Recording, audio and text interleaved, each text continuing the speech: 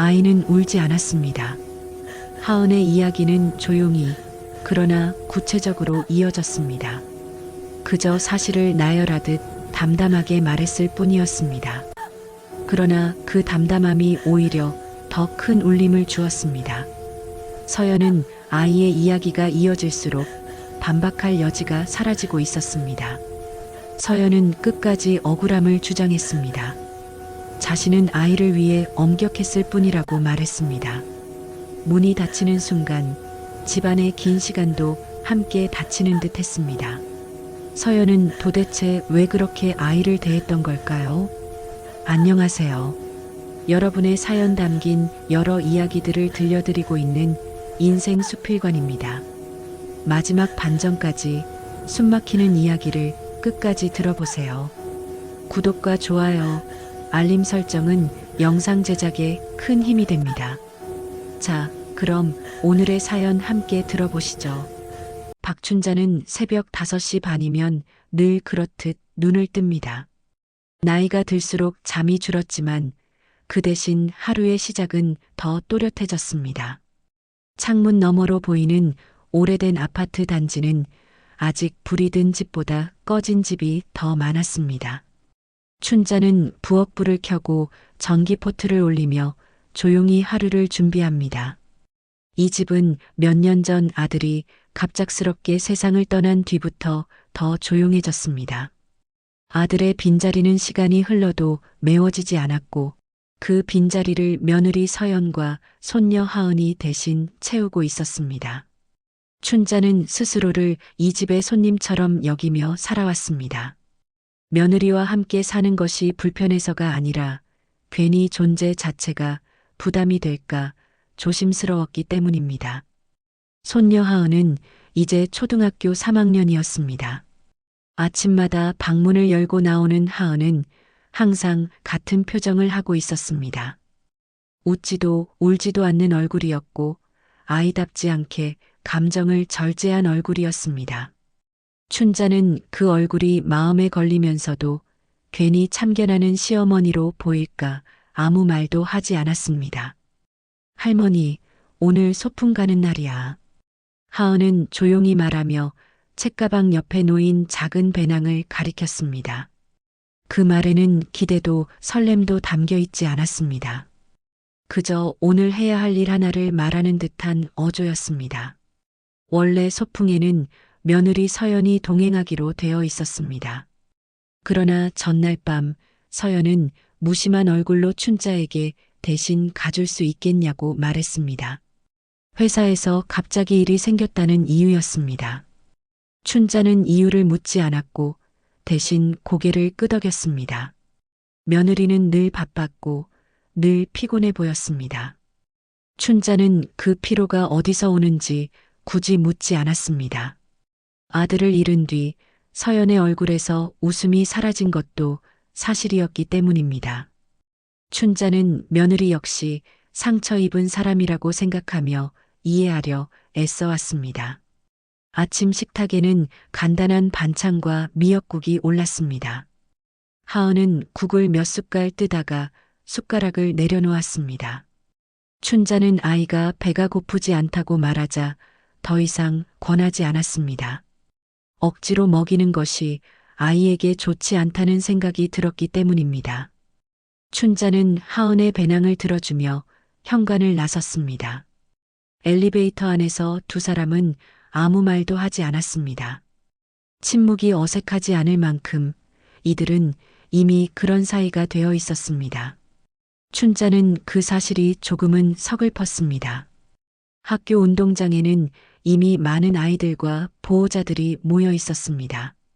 형형색색의 배낭과 도시락 가방이 눈에 띄었고 아이들의 웃음소리가 공기를 채우고 있었습니다. 춘자는 그 활기 속에서 잠시 멈칫했습니다. 자신이 이 공간에 어울리는 사람인지 확신이 서지 않았기 때문입니다. 하은은 다른 아이들처럼 뛰어가지 않고 춘자 옆에 조용히 서 있었습니다. 담임교사는 춘자에게 밝게 인사를 건넸고 춘자는 정중하게 고개를 숙였습니다.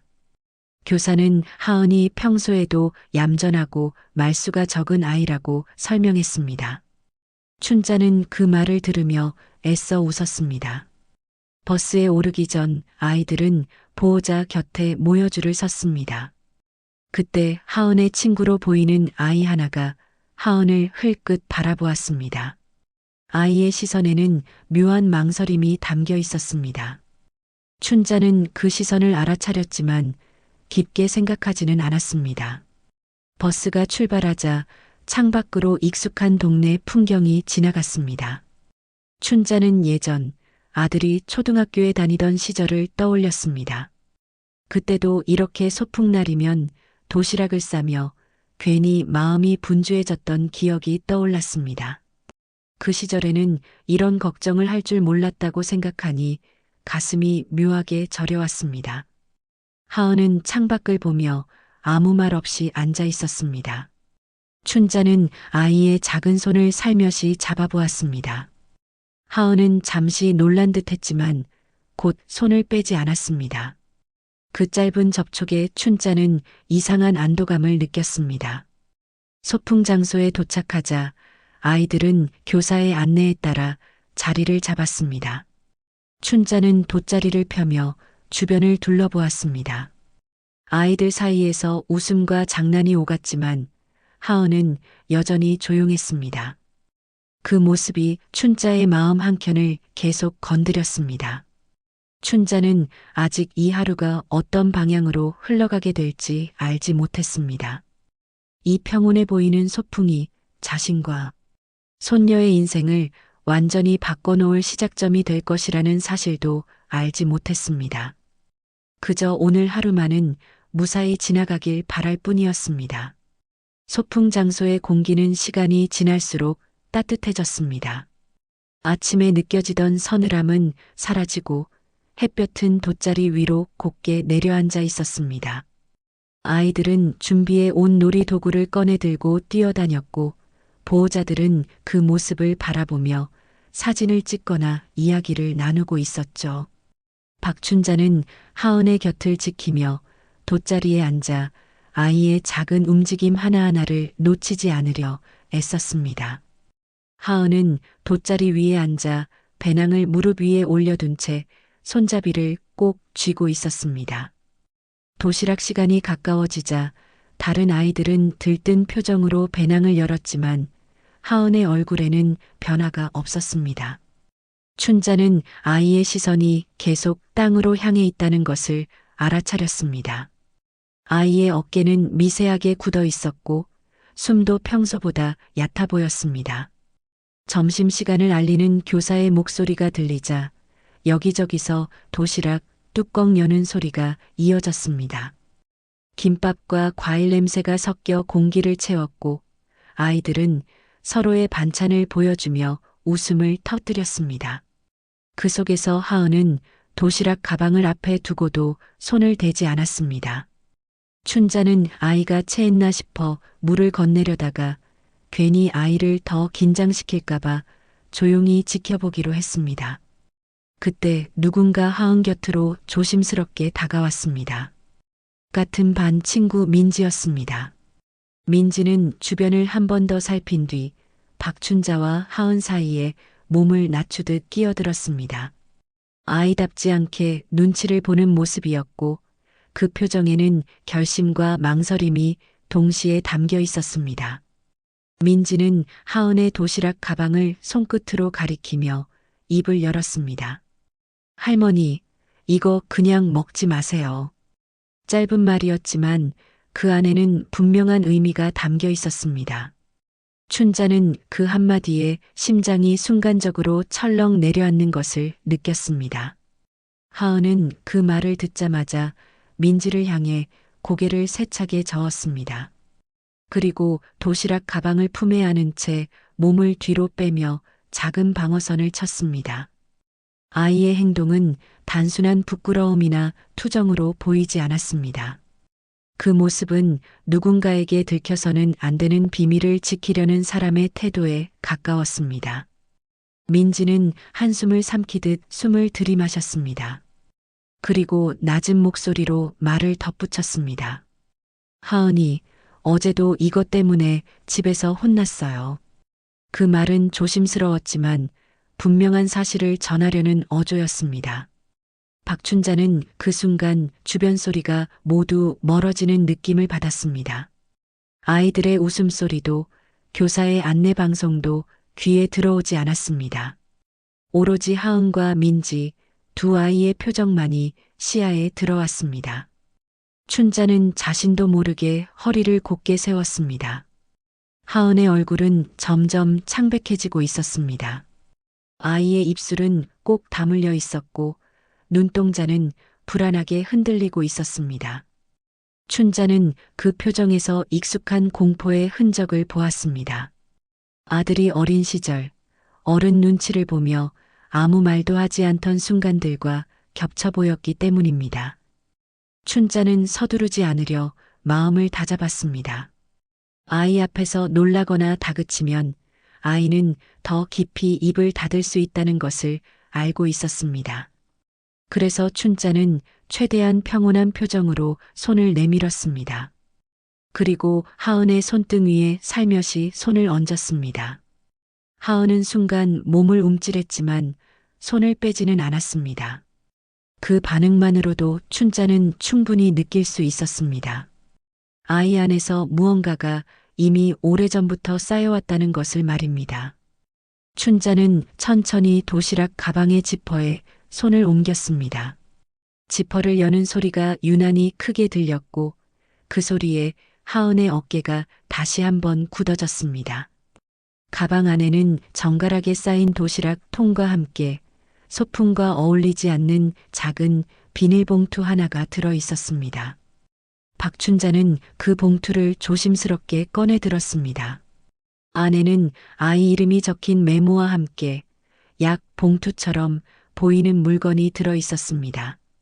무엇인지 정확히 알 수는 없었지만 아이의 일상과는 어울리지 않는 물건임은 분명했습니다. 그 순간 하은의 손이 박춘자의 옷자락을 붙잡았습니다. 아이의 손은 차갑게 식어 있었고 미세하게 떨리고 있었습니다. 춘자는 그 떨림에서 단순한 긴장이 아니라 반복된 경험에서 비롯된 공포를 느꼈습니다. 민지는 더 이상 말을 잇지 않았습니다. 아이의 역할은 여기까지라는 듯 고개를 숙이고 뒤로 물러났습니다. 그 모습은 아이가 할 수 있는 최대한의 용기를 다 써버린 사람처럼 보였습니다. 춘자는 봉투를 다시 도시락 가방 안에 넣고 지퍼를 닫았습니다. 주변 사람들의 시선을 의식해서가 아니라 아이를 더 자극하지 않기 위한 선택이었습니다. 이 문제는 이 자리에서 해결할 수 있는 일이 아니라고 판단했기 때문입니다. 점심을 알리는 교사의 목소리가 다시 울렸습니다. 아이들은 아무 일도 없었다는 듯 자리에 앉아 도시락을 열었습니다. 하은 역시 도시락을 열었지만 손은 여전히 굳어 있었고 먹는 속도는 유난히 느렸습니다. 박춘자는 아이 옆에서 조용히 앉아 있었습니다. 그러나 마음속에서는 이미 많은 생각이 빠르게 지나가고 있었습니다. 이 소풍은 단순한 하루 일정이 아니었습니다. 아이의 말은 가볍지 않았고 그 말이 가리키는 방향은 분명 집안을 향하고 있었습니다. 춘자는 그 사실을 외면하지 않기로 마음먹었습니다. 이날 이후 자신이 더 이상 모른 척할 수 없게 되었다는 것을 알고 있었습니다. 점심시간이 지나자 아이들은 다시 흩어져 움직이기 시작했습니다. 배가 어느 정도 찬 아이들은 아까보다 더 활발해졌고 보호자들은 돗자리를 정리하며 다음 일정에 대비했습니다. 박춘자는 하은의 손을 놓지 않은 채 천천히 일어났습니다. 아이의 손은 여전히 차가웠고 작은 손바닥 안쪽에는 땀이 배어 있었습니다.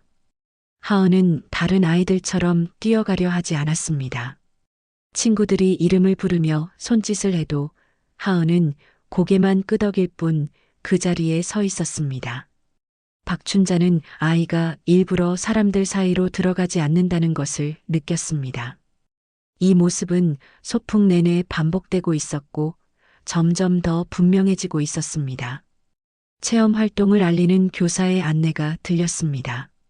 아이들은 몇 줄로 나뉘어 이동했고 보호자들은 뒤에서 천천히 따라갔습니다. 박춘자는 하은이 맨 뒤로 처지지 않도록 아이 옆에 바짝 붙어 걸었습니다. 하은은 걷는 동안에도 몇 번이나 뒤를 돌아보며 주변을 살폈습니다.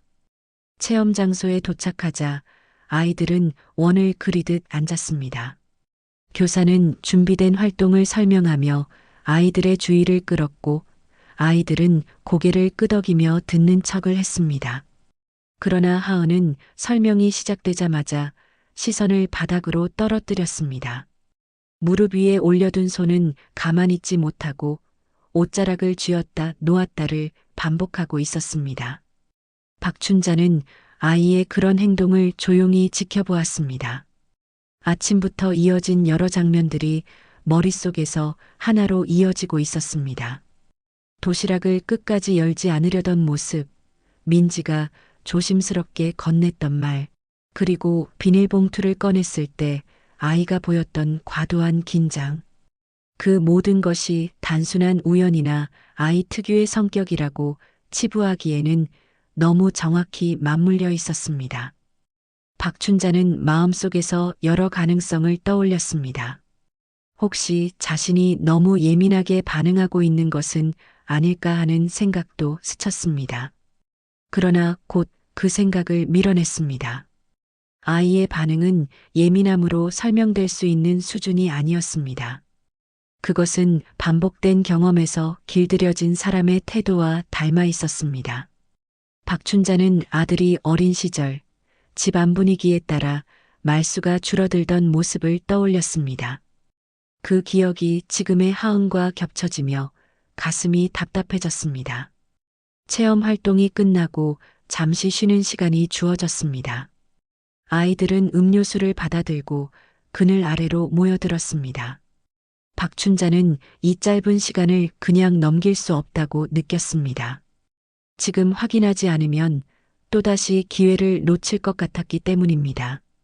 박춘자는 하은의 어깨를 살짝 감싸며 나무 그늘 쪽으로 이동했습니다. 주변에는 다른 보호자와 아이들이 있었지만 약간의 거리가 유지되는 자리였습니다. 박춘자는 아이와 같은 높이가 되기 위해 무릎을 굽혔습니다. 그리고 최대한 차분한 표정으로 아이를 바라보았습니다. 하은은 고개를 들었지만 시선은 오래 머물지 못하고 다시 아래로 향했습니다. 박춘자는 서두르지 않기로 했습니다. 아이가 먼저 말을 꺼낼 수 있도록 기다려야 한다는 것을 알고 있었습니다. 그 짧은 침묵 속에서 박춘자는 자신의 숨소리조차 조심스럽게 느껴졌습니다. 한참이 지나서야 하은이 입을 열었습니다. 아이는 자신의 손가락을 만지작거리며 말과 말 사이를 길게 비웠습니다. 박춘자는 그 공백을 채우려 하지 않고 고개만 끄덕였습니다. 아이가 말을 멈출 때마다 다시 시작할 수 있도록 시간을 주었습니다. 하은의 이야기는 끊어진 조각처럼 이어졌습니다. 집에서 지켜야 하는 규칙들, 어기면 생기는 결과들, 그리고 혼자 방 안에 있어야 했던 시간들에 대한 이야기였습니다. 아이는 그것을 특별한 일로 설명하지 않았습니다. 그저 당연한 일상처럼 늘 그래왔다는 식으로 말했습니다. 박춘자는 그 점이 가장 마음에 걸렸습니다. 아이에게 그것이 이미 이상한 일이 아니라 원래 그런 것이 되어 있었다는 뜻이었기 때문입니다. 그 사실이 춘자의 가슴을 무겁게 눌렀습니다. 하은은 자신이 말을 잘 듣지 못해서 그런 일이 생긴 것 같다고 덧붙였습니다. 그 말에 박춘자의 표정이 잠시 굳었습니다. 아이의 잘못으로 받아들이고 있다는 것이 분명했기 때문입니다. 박춘자는 그 생각만큼은 바로 잡아야 한다고 느꼈습니다. 춘자는 아이의 두 손을 감싸 쥐었습니다. 아이의 손은 여전히 차가웠지만 처음보다는 힘이 조금 풀려 있었습니다. 그 변화가 박춘자에게는 분명히 느껴졌습니다. 아이 역시 누군가에게 이 이야기를 전하는 것이 처음이라는 사실이 전해졌습니다. 이야기가 끝나자 잠시 긴 침묵이 흘렀습니다. 주변에서는 다른 아이들이 웃으며 뛰어다니고 있었습니다. 아무 일도 없다는 듯한 평범한 풍경이 오히려 잔인하게 느껴졌습니다. 이 아이의 세계와 너무도 대비되고 있었기 때문입니다. 박춘자는 그 자리에서 많은 결정을 내렸습니다. 이 일을 혼자만의 판단으로 덮어두지 않겠다는 것, 아이의 말과 행동을 가볍게 넘기지 않겠다는 것, 그리고 무엇보다 하은의 편에 서겠다는 결심이었습니다. 하은은 잠시 후 친구들 곁으로 돌아갔습니다. 겉으로 보기에는 여전히 조용한 아이였고 평범한 소풍의 한 장면이었습니다. 그러나 박춘자는 분명히 알고 있었습니다. 이 조용한 확인이 곧 더 큰 선택과 충돌로 이어질 시작이라는 사실을 말입니다. 소풍 일정이 모두 끝나자 아이들은 하나둘 버스에 다시 올라탔습니다. 아침에 비해 얼굴에는 피곤함이 묻어 있었지만 아이들 사이에서는 여전히 웃음소리와 장난이 이어지고 있었습니다. 박춘자는 하은을 창가 쪽 좌석에 앉히고 그 옆자리에 조용히 몸을 붙였습니다. 버스 문이 닫히고 엔진 소리가 울리자 하루가 정리되는 느낌이 서서히 밀려왔습니다. 하은은 창밖을 바라보고 있었지만 눈동자는 풍경을 따라 움직이지 않았습니다. 아이의 시선은 어딘가 멀리 고정된 듯했고 두 손은 무릎 위에서 가만히 포개져 있었습니다. 박춘자는 아이에게 말을 걸까 몇 번이나 망설였습니다. 그러나 괜히 아이의 마음을 더 흔들까봐 입술을 다물고 아이 곁을 지키는 쪽을 택했습니다. 버스 안은 비교적 평온했습니다. 몇몇 보호자들은 휴대전화로 사진을 넘기며 오늘 소풍 이야기를 나눴고 아이들은 간식 봉지를 돌리며 서로 나눠 먹고 있었습니다. 그 일상적인 풍경 속에서 박춘자의 마음만 유독 가라앉아 있었습니다. 춘자는 오늘 하루 동안 벌어진 일들을 하나하나 떠올렸습니다. 도시락 가방을 꼭 붙잡고 있던 하은의 손, 민지가 조심스럽게 건넸던 말, 그리고 나무 그늘 아래에서 끊어지듯 이어졌던 아이의 이야기들. 그 모든 장면이 머릿속에서 겹쳐지며 하나의 그림을 만들고 있었습니다. 그 그림의 중심에는 집이라는 공간이 있었습니다. 아이에게 가장 안전해야 할 곳, 그러나 동시에 아이를 가장 위축되게 만드는 장소일지도 모르는 곳이었습니다. 박춘자는 아직 확실한 증거가 없다는 사실을 스스로에게 여러 번 되뇌었습니다. 하지만 아이의 반응만큼은 분명했습니다. 그 반응은 하루아침에 만들어진 것이 아니었고 어른의 눈치를 보는 법을 이미 몸으로 배운 아이의 태도였습니다. 춘자는 그 사실을 외면할 수 없었습니다. 버스가 학교에 도착하자 아이들은 차례로 내렸습니다. 운동장 한쪽에는 며느리 서연이 서 있었습니다. 단정하게 차려입은 모습이었고 휴대전화를 한 손에 쥔 채 주변을 살피고 있었습니다. 하은을 발견하자 서연은 손을 들어 흔들었습니다. 그 순간 하은의 몸이 아주 잠깐 굳었습니다. 걸음이 눈에 띄게 느려지지는 않았지만 박춘자는 그 미세한 변화를 놓치지 않았습니다. 아이의 어깨가 살짝 올라갔고 시선은 다시 바닥으로 떨어졌습니다. 그 작은 반응이 박춘자의 가슴을 무겁게 눌렀습니다. 서연은 하은의 가방을 받아들며 수고했다는 말을 건넸습니다. 그리고 박춘자에게도 형식적인 감사 인사를 했습니다. 말투는 부드러웠지만 그 안에는 늘 유지해온 거리감이 그대로 담겨 있었습니다. 춘자는 평소처럼 고개를 끄덕이며 인사를 받았습니다. 차를 타고 집으로 돌아오는 길, 서연은 소풍 이야기를 길게 묻지 않았습니다. 대신 회사에서 있었던 일과 밀린 집안일 이야기를 짧게 늘어놓았습니다. 하은은 뒷좌석에서 안전벨트를 맨 채 창밖만 바라보고 있었습니다. 그 모습은 아까 버스 안에서와 크게 다르지 않았습니다. 집에 도착하자 서연은 바로 부엌으로 향했습니다. 저녁 준비를 해야 한다며 분주하게 움직였습니다. 하은은 신발을 벗고 방으로 들어가려다 잠시 멈춰 섰습니다. 그리고 박춘자를 힐끗 바라보았습니다. 그 짧은 눈빛에는 말로 표현되지 않은 감정들이 담겨 있었습니다. 도움을 바라는 듯한 기대와 동시에 들켜서는 안 된다는 두려움이 함께 섞여 있었습니다. 춘자는 그 시선을 외면하지 않았습니다. 아이에게 조용히 고개를 끄덕이며 괜찮다는 듯한 미소를 보였습니다. 저녁 식탁에는 묘한 정적이 흘렀습니다. 서연은 피곤하다는 말을 반복하며 말을 아꼈고 하은은 밥을 몇 숟갈 뜨다 이내 숟가락을 내려놓았습니다. 춘자는 아이의 그릇을 바라보다가 억지로 더 먹이지 않았습니다. 식사가 끝나고 하은은 방으로 들어갔습니다. 문이 닫히는 소리가 유난히 크게 들렸습니다.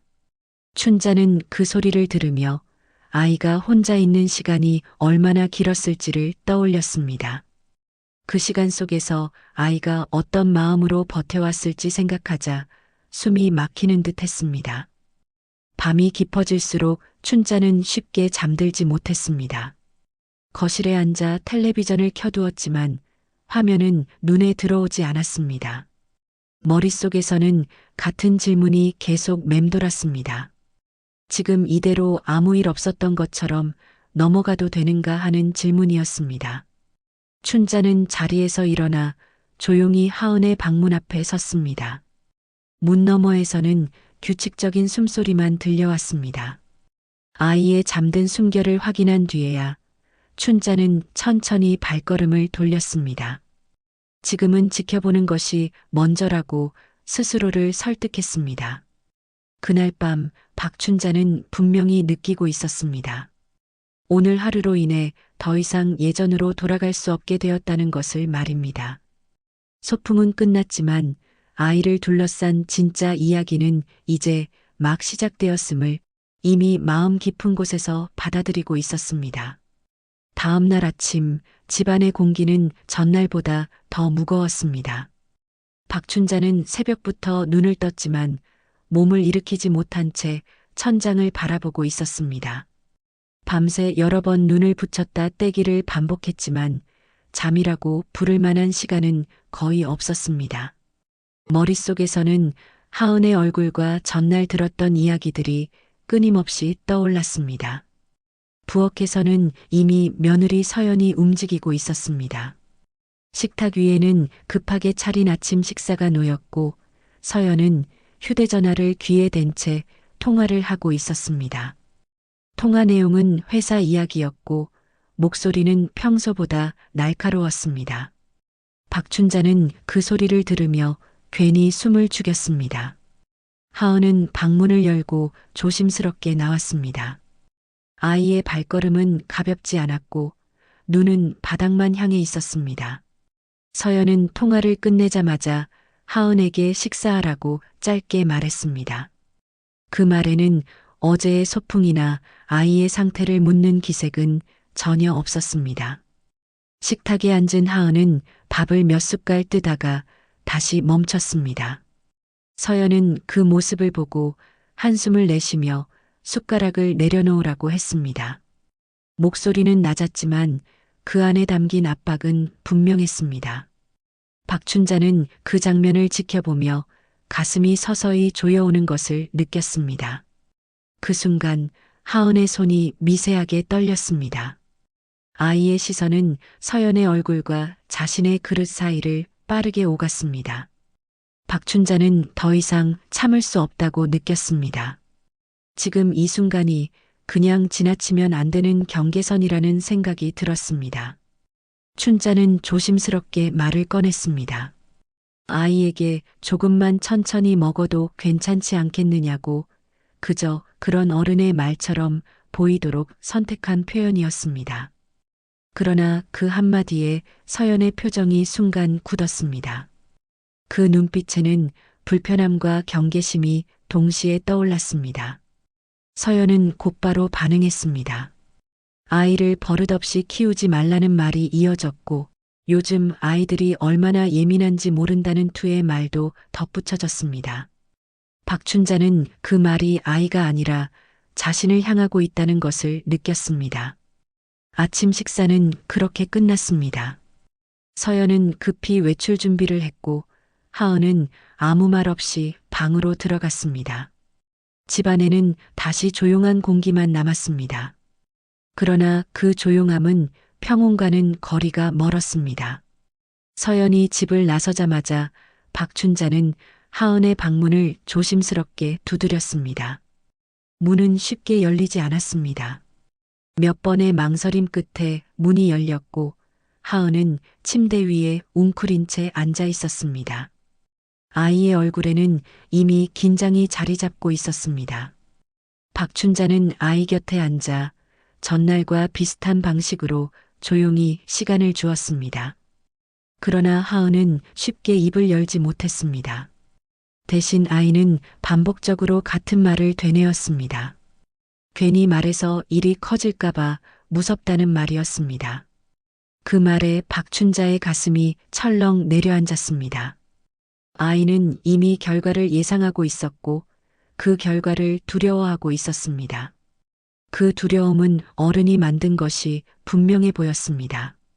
춘자는 아이가 이 집안에서 어떤 균형 위에 서 있었는지 조금씩 이해하게 되었습니다. 그날 오후 박춘자는 혼자서 여러 전화를 걸었습니다. 예전에 알고 지내던 동네 사람, 손녀의 학교에 대해 잘 아는 지인, 그리고 아동 상담 경험이 있다는 사람에게까지 연락을 취했습니다. 돌아온 말들은 하나같이 조심하라는 것이었습니다. 확실한 증거 없이 나서면 오히려 아이에게 불리할 수 있다는 이야기였습니다. 그 말들은 박춘자의 마음을 더 혼란스럽게 만들었습니다. 아이를 지키려다 아이를 더 위험하게 만들 수 있다는 가능성 때문이었습니다. 저녁이 다가오자 서연이 다시 집으로 돌아왔습니다. 서연은 평소보다 예민해 보였고 박춘자를 바라보는 시선도 달라져 있었습니다. 하은은 그 모습을 보자마자 말수가 더욱 줄었습니다. 아이의 몸은 눈에 띄게 굳어 있었습니다. 저녁 식사 자리에서 서연은 갑자기 하은의 도시락 이야기를 꺼냈습니다. 소풍 때 별일 없었느냐는 질문이었습니다. 그 말은 무심한 듯 했지만 박춘자는 그 안에 탐색의 기색이 담겨 있다는 것을 느꼈습니다. 하은의 손이 다시 한번 떨렸습니다. 박춘자는 그 질문에 바로 대답하지 않았습니다. 그 짧은 침묵이 서연의 신경을 건드렸습니다. 서연은 이유 없이 분위기를 예민하게 만들지 말라며 목소리를 높였습니다. 그 순간 하은은 고개를 깊게 숙였습니다. 그날 밤 박춘자는 확실히 깨달았습니다. 지금 이 집안의 균형은 아이의 침묵 위에 세워져 있다는 사실을 말입니다. 그리고 그 균형은 언제든 아이를 무너뜨릴 수 있을 만큼 위태롭다는 것도 알게 되었습니다. 춘자는 침대에 누운 채 천장을 바라보며 생각했습니다. 이제 선택해야 할 때가 왔다는 것을 말입니다. 모른 척하며 이 집의 평온을 유지할 것인지 아니면 모든 균형을 깨뜨리더라도 아이의 편에 설 것인지 그 선택의 무게가 박춘자의 가슴을 깊게 눌러오고 있었습니다. 며칠이 흐르는 동안 집안의 공기는 점점 더 팽팽해졌습니다. 겉으로 보기에는 평소와 다를 바 없는 일상이 이어지고 있었지만 박춘자는 그 속에 숨어 있는 긴장을 매 순간 느끼고 있었습니다. 하은은 여전히 말수가 적었고 서연은 이전보다 더 예민해진 모습으로 집안을 오갔습니다. 세 사람은 같은 공간에 있으면서도 각자 다른 생각 속에 갇혀 지내고 있었습니다. 박춘자는 그동안 마음속에서만 맴돌던 질문을 행동으로 옮기기 시작했습니다. 하은이 학교에 간 사이 집안을 유심히 살피기 시작한 것입니다. 서랍을 함부로 열거나 물건을 뒤지는 일은 하지 않았지만 아이의 생활 반경 안에 있는 것들을 하나하나 눈에 담았습니다. 하은의 방은 깔끔하게 정리되어 있었습니다. 그러나 정돈된 모습과 달리 아이가 쓰는 물건들은 필요 이상으로 제한되어 보였습니다. 장난감은 몇 개 되지 않았고 책도 대부분 학습용이었습니다. 아이 방에서 흔히 느껴지는 자유로운 흔적은 거의 없었습니다. 박춘자는 그 점이 마음에 걸렸습니다. 아이에게 허용된 세계가 지나치게 좁다는 느낌이 들었기 때문입니다. 하은이 방에서 보내는 시간이 많다는 사실이 단순히 성격 때문이 아니라 환경 때문일 수도 있겠다는 생각이 점점 강해졌습니다. 그날 오후 박춘자는 하은의 학교에서 연락을 받았습니다. 담임교사가 잠시 상담을 요청한 것이었습니다. 특별한 사건이 있었다는 말은 없었지만 아이의 최근 모습이 조금 달라 보인다는 이야기가 덧붙여졌습니다.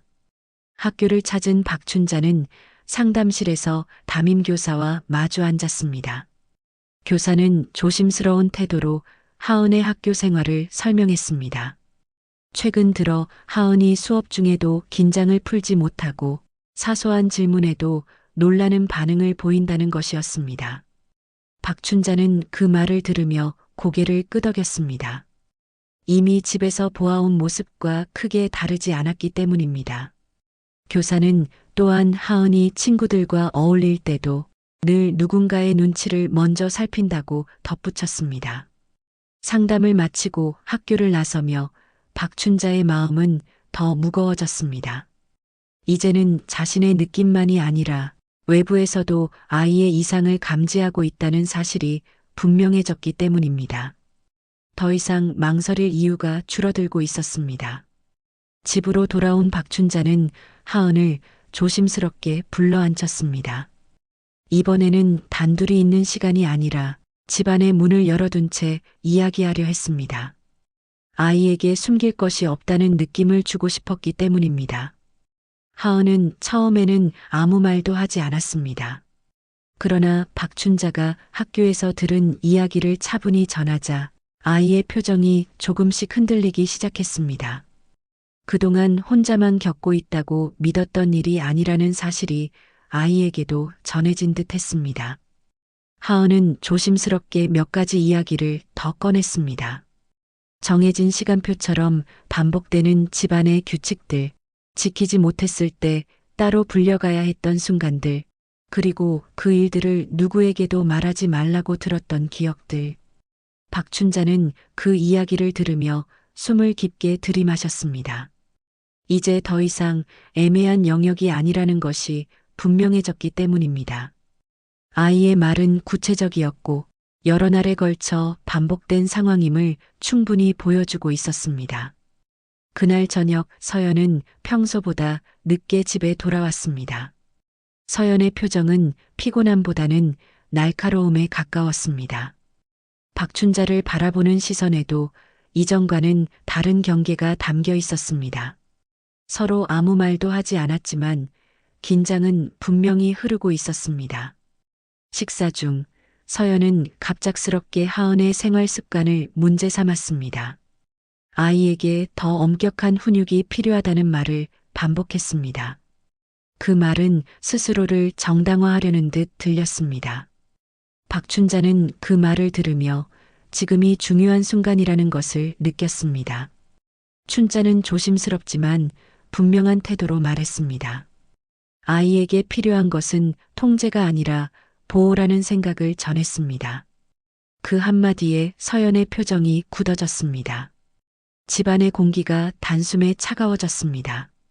서연은 더 이상 말을 잇지 않았지만 그 침묵 속에는 분노와 불안이 뒤섞여 있었습니다. 하은은 두 사람의 얼굴을 번갈아 보며 몸을 잔뜩 웅크렸습니다. 그 모습이 박춘자의 마음을 결정적으로 흔들었습니다. 그날 밤 박춘자는 더 이상 미룰 수 없다는 것을 깨달았습니다. 이 문제를 가족 안에서만 해결하려는 생각은 위험하다는 판단이 들었습니다. 아이를 보호할 수 있는 외부의 힘이 필요하다는 결론에 이르렀습니다. 춘자는 휴대전화를 손에 쥔 채 오랫동안 화면을 바라보았습니다. 번호를 누르는 손끝이 여러 번 멈췄습니다. 이 선택이 가져올 파장을 알고 있었기 때문입니다. 그러나 망설임 끝에 춘자는 결국 전화를 걸었습니다. 그 순간 집안의 균형은 이미 금이 가고 있었습니다. 그리고 그 균열은 이제 더 이상 숨길 수 없는 방향으로 번지고 있었습니다. 박춘자가 전화를 건 이후 집안의 시간은 이전과 전혀 다른 결을 띠고 흘렀습니다. 아침이 와도 마음은 전혀 가볍지 않았고 밤이 되어도 긴장은 쉽게 풀리지 않았습니다. 춘자는 하은의 곁을 한순간도 비우지 않으려 했고 아이 역시 할머니의 움직임을 계속해서 눈으로 따라다녔습니다. 이제 하은에게 집은 더 이상 쉬는 공간이 아니라 언제든 무언가가 벌어질 수 있는 장소처럼 느껴지고 있었습니다. 며칠 뒤 오전 초인종 소리가 집안의 정적을 단번에 갈랐습니다. 그 소리는 평소보다 유난히 크게 울리는 듯 했습니다. 문 앞에는 2명의 낯선 사람이 서 있었고 차분한 표정으로 자신들을 소개했습니다. 아동 보호와 관련된 기관에서 나왔다는 말이 이어지자 박춘자는 짧게 숨을 들이마셨습니다. 서연은 예상치 못한 방문에 순간적으로 굳은 표정을 숨기지 못했습니다. 곧바로 웃음을 띠며 무슨 오해가 있느냐고 말했지만 말끝은 미묘하게 떨리고 있었습니다.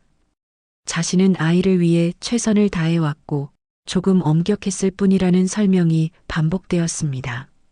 조사관들은 그 말을 중간에 끊지 않았습니다. 모든 말을 차분히 들은 뒤 집안을 살펴봐도 되겠느냐고 물었습니다. 그 허락 한마디가 떨어지자 집안의 공기는 눈에 띄게 무거워졌습니다.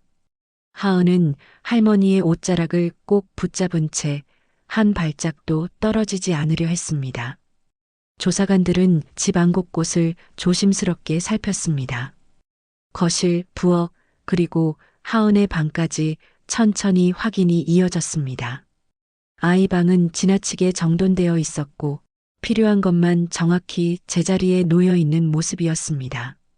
자유롭게 그린 그림이나 아이의 취향이 드러나는 물건은 거의 없었습니다. 장난감은 최소한으로 제한되어 있었고 책들도 대부분 학습 위주로 정리되어 있었습니다. 그 모습은 깔끔함을 넘어 통제에 가까워 보였습니다. 조사관들은 기록을 남기며 몇 가지 질문을 던졌습니다. 하은은 처음에는 아무 말도 하지 않았습니다. 고개를 숙인 채 질문이 끝나기를 기다리는 모습이었습니다. 그 침묵은 아이가 배워온 방식 그대로였습니다. 박춘자는 아이의 손을 꼭 잡고 있었습니다. 말을 하라고 재촉하지도 대신 설명하려 들지도 않았습니다. 아이 스스로 말할 수 있을 때까지 기다리겠다는 태도였습니다. 그 침묵의 시간은 길었지만 필요해 보였습니다. 조사관 중 한 사람이 아이의 눈높이에 맞춰 자리에 앉았습니다. 대답하지 않아도 괜찮고 말을 해도 혼나지 않는다는 점을 천천히 설명했습니다. 그 말은 하은에게 처음 듣는 약속처럼 들렸습니다. 잠시 후 하은은 할머니를 힐끗 바라보았습니다. 박춘자는 고개를 끄덕이며 아이의 선택을 존중하겠다는 뜻을 전했습니다. 그 작은 신호가 아이의 등을 밀어준 듯 했습니다. 하은은 아주 조심스럽게 입을 열었습니다. 아이는 집에서 지켜야 했던 규칙들에 대해 이야기했습니다. 정해진 시간표처럼 반복되던 하루, 어기면 혼자 방에 남겨졌던 시간들, 그리고 그 일들을 밖에서는 절대 말하면 안 된다고 들었던 기억들. 하은은 울지 않았습니다. 목소리는 작았지만 흔들리지 않았고 사실을 하나씩 나열하듯 담담하게 이어졌습니다.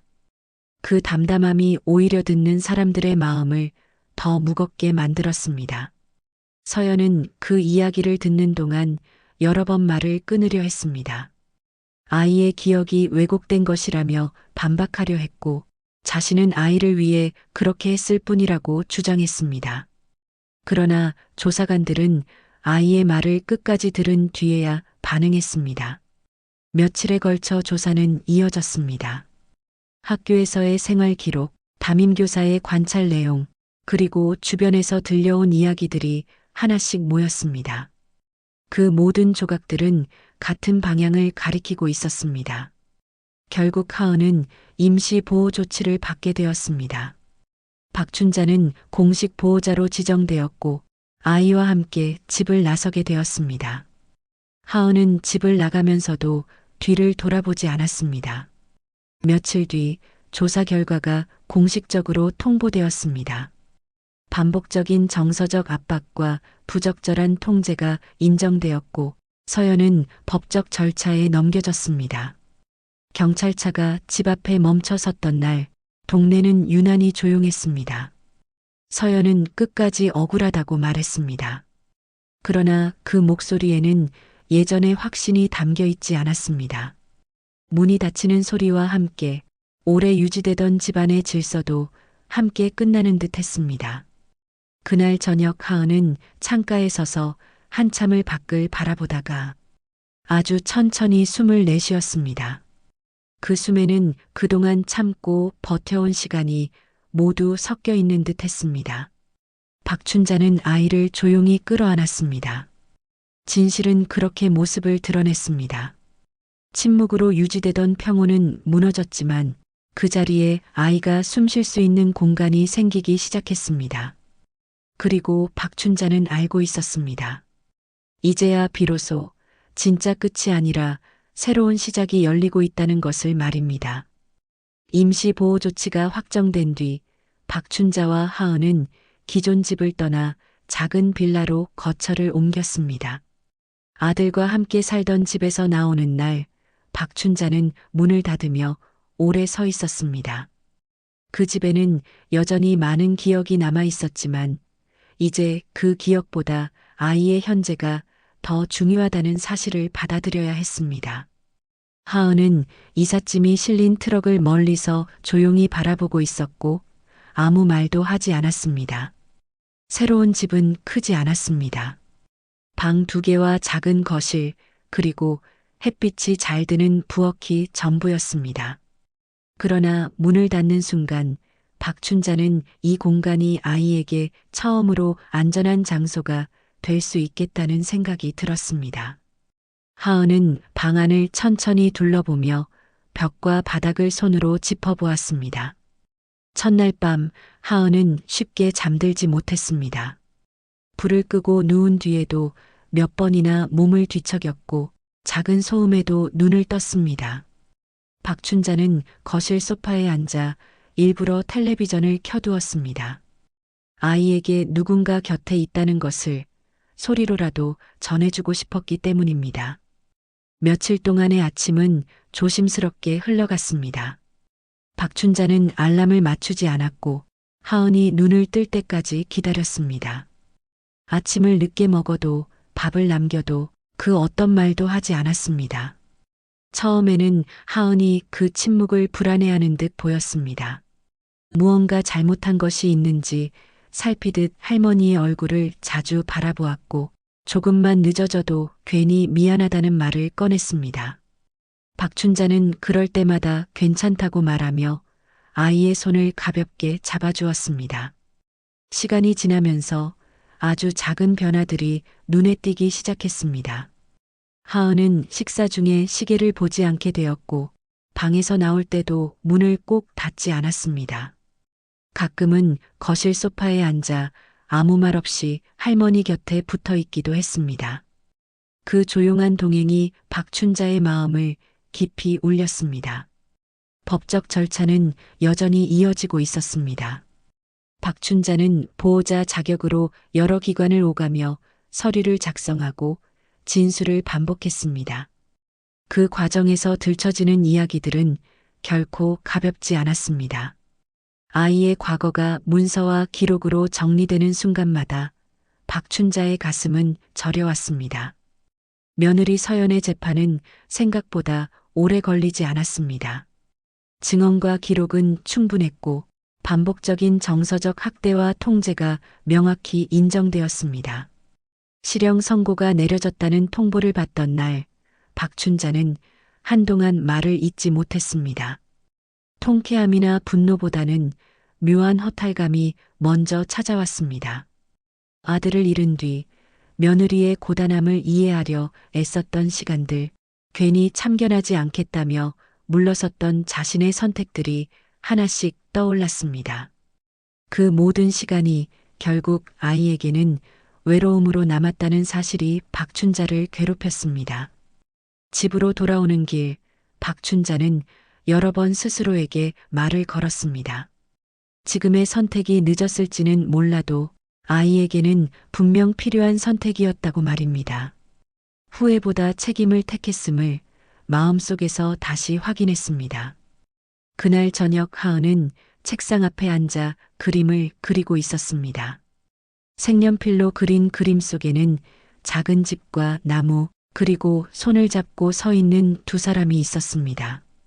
하은은 그림에 대해 설명하지 않았지만 박춘자는 그 의미를 묻지 않아도 알 수 있을 것 같았습니다. 며칠이 더 지나자 하은은 상담 치료를 받기 시작했습니다. 처음 상담실에 들어설 때는 발걸음이 쉽게 떨어지지 않았지만 상담사가 기다려주자 조금씩 의자를 끌어당겼습니다. 상담이 끝난 날 하은은 집으로 돌아와 짧게 말했습니다. 무섭지는 않았지만 아직은 낯설다고 말입니다. 그 말은 박춘자에게 충분했습니다.